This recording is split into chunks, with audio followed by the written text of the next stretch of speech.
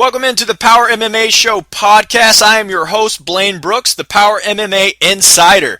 Tons of stuff to talk about in the world of MMA. I was able to sit down and chat with UFC fighter Seth Baczynski last week. We're going to touch on that in just a moment, but first, I want to get to UFC 135, which took place in Denver just this past weekend. By the way, kind of a coming home party for the UFC. If you didn't know, the first two UFC events ever were actually held back in Denver, Colorado in 1993 and 1994. I don't need to tell you that the UFC has come a long way since then.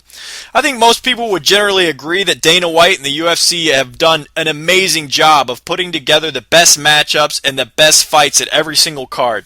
Now, having said that, I will say that this UFC 135 fight card from top to bottom, probably one of the weaker cards I've seen in a long time. I'll just speak to the main card. I actually picked all 5 of the main card fights correctly, and I'm really not tooting my own horn here. I'm telling you that because I thought all these fights were incredibly predictable. First, you had Nate Diaz versus Takanori Gomi. Diaz was able to control that fight completely with a stiff jab. He eventually takes Gomi down, gets his back, submits him. Exactly what I expected. Nate Diaz looked wonderful in this fight. That's all I can say about him. He looked really good on his feet. His boxing looked as good as ever. And Gomi looked like he had nothing. The next 2 fights were heavyweight bouts with Travis Brown over Rob Broughton. After that, it was Mark Hunt over Ben Rothwell, and both of these fights went to a decision, which wasn't necessarily good because 3 rounds of these fat guys stumbling and bumbling around the cage wasn't exactly the most exciting thing I've ever seen.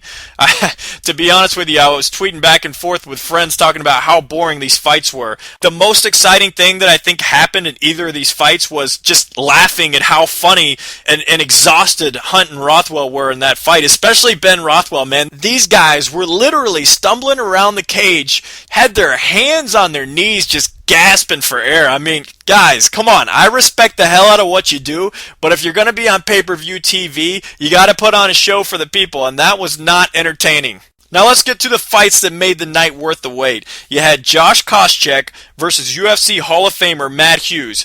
And coming into this fight, I like Koscheck, I said, for a few reasons, and the reasons were simple. A, Hughes isn't exactly a spring chicken. This guy's not old. I'm not saying he's old. He's 37 years old, but the problem is Hughes has a ton of miles on his body. And when you take those kind of beatings over a long period of time, you just lose some steam. You're just not the same anymore. And I've seen that in Hughes in his last 5 fights or so. He just hasn't looked good. He hasn't looked fresh out there. Having said that, he came out and he looked fiery. He had a nice jab. He was going after that eye that George St. Pierre just crushed of Josh Koscheck's. And he had some success there. The second reason that I like Koscheck in this fight is because something that Matt Hughes brings to the table is his amazing grappling and wrestling. But the problem is Koscheck is just as good or better at wrestling as Hughes is. So you take Hughes' number 1 skill set and you pretty much void that out with Koscheck. And in my opinion, Koscheck has that big heavy right hand, and I thought that he would be able to win this fight. And that's exactly what he did. He knocked Matt Hughes out in the first round, literally as time was expiring. Now on to the main fight of the night. You had Jon Jones, the young champion, defending his light heavyweight championship belt against the legend Rampage Jackson. And exactly what I thought would happen in this fight happened. You had the new school versus the old school, and Jon Jones just brings a completely different set of skills into the cage than Rampage does. Rampage is a good boxer. He has heavy hands, but Jon Jones had a lot for Rampage, and Rampage didn't have much for Jones. Jones did exactly what he needed to do. He kept Rampage at bay with his length. He just dominated the fight with kicks and elbows. He cut Rampage up. And I think it's going to be pretty tough for anybody to really challenge Jones in this light heavyweight division. He's running through people right now. Next up for Jon Jones is Rashad Evans. And in my opinion, I think Rashad has the best chance in the light heavyweight division to beat Jon Jones because of the fact that he's got good quickness, he's got good wrestling. But still, Rashad Evans is about 5'11", Jon Jones 6'4", and like 800-foot wingspan. It's not happening. I just can't see Rashad having much of a chance to win this fight. You are listening to the PowerPod with Power MMA Insider Blaine Brooks. I mentioned earlier that I sat down and talked with Seth Baczynski last week. Seth was just coming off of a win at UFC Fight Night 25 down in New Orleans when I talked to him. That was just a couple of weeks ago. He got that first UFC victory.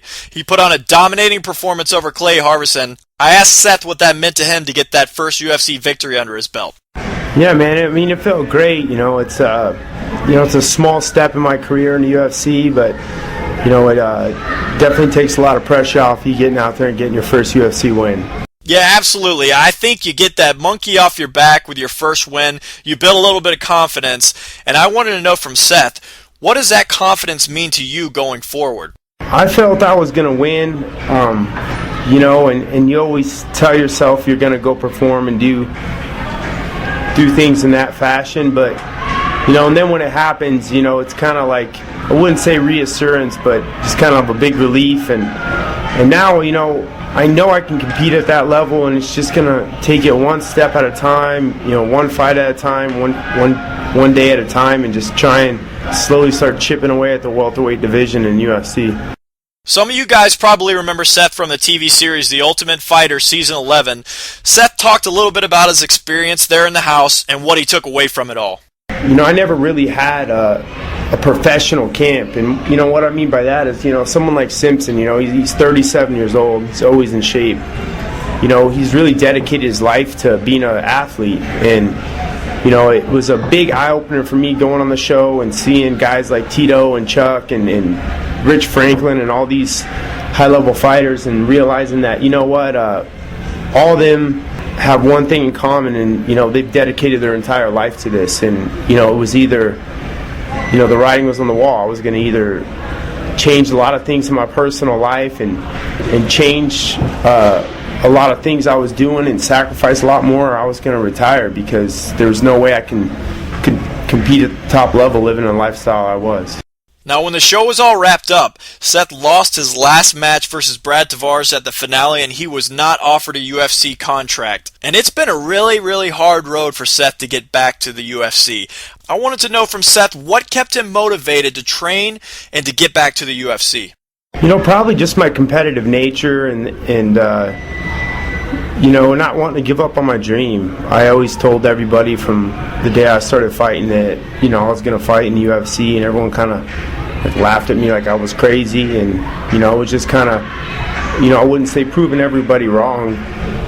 That's always a good feeling, but just kind of like I always believed in myself, and, I just wasn't ready to give up yet. Now, when I talked to Seth, he had literally just walked out of the cage with Aaron Simpson at PowerMMA and Fitness. As many of you know, Aaron is in his training camp right now. He's fighting at UFC 136 here in just a couple of weeks, and Seth's been in there banging around with him, getting him ready. And that PowerMMA camp is a great camp right here in Arizona. You got Ryan Bader, Aaron Simpson, CB Dalloway, Robbie Lawler. You got a bunch of guys in there training, a lot more people coming in to help out. And here's Seth on what it means to be a part of that PowerMMA team.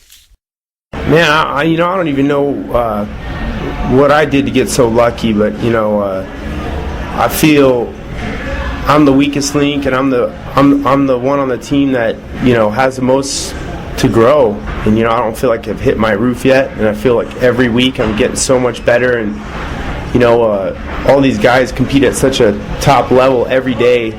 It's really driven me to push myself to limits I didn't even think was possible, and it's just a blessing to be here. What some people don't know about Seth is he probably has the best nickname in the UFC, the Polish Pistola. Here's the story behind that. It's funny. I learned how to box in a Hispanic, a Mexican boxing gym. I was the only white guy there, and they always used to put me in with all the pros, and I didn't know anything, so they'd beat the crap out of me. I'd just start winging these wild punches, and the old Hispanic trainer used to say in the corner, "Why does it look like you're pulling your pistols out of your hip, you stupid Polak?" So all the vatos started calling me the Polish Pistola, and it just kind of stuck. What is it with Polish guys being so damn tough? Yeah, I don't know if we're tough or just dumb, one or the other, but for some reason we don't learn a lot of head movement, so hopefully I can start changing that and teach the younger Polish fighters coming up to move their heads so they're not as ugly as me. By the way, I noticed Ryan Bader recently got a tattoo of a pistol on his leg. Any correlation there, Seth? No, I think deep down inside he's just a little jealous of my nickname, so he went and got that to try to fit in. Good stuff from Seth Baczynski. I appreciate him taking his time to talk to me. Congratulations to him once again on the victory, and you guys definitely haven't heard the last from Seth. We got lots of UFC events coming up here in the near future. This weekend you got Dominic Cruz defending his belt against Demetrius Johnson at UFC Live 6. And of course, the very next weekend is huge as the UFC holds its Fan Expo on October 7th down in Houston, Texas. The very next day is UFC 136. That's October 8th. And I'm telling you what, go take a look at this UFC 136 card. You're not going to want to miss this. This is one of the most stacked cards I've seen from top to bottom ever in the UFC.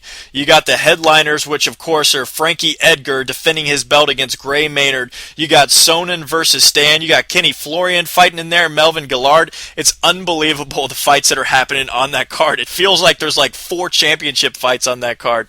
And obviously Power MMA's very own Aaron Simpson will be fighting down there as well. We'll see if we can't get him on for the next podcast before he takes off to Houston. If not, we'll catch him when he gets back. Email us at nation@powermmashow.com with your input on the show. That's nation@powermmashow.com. Thanks for listening to the PowerPod. I'm Blaine Brooks. I'll see you next time.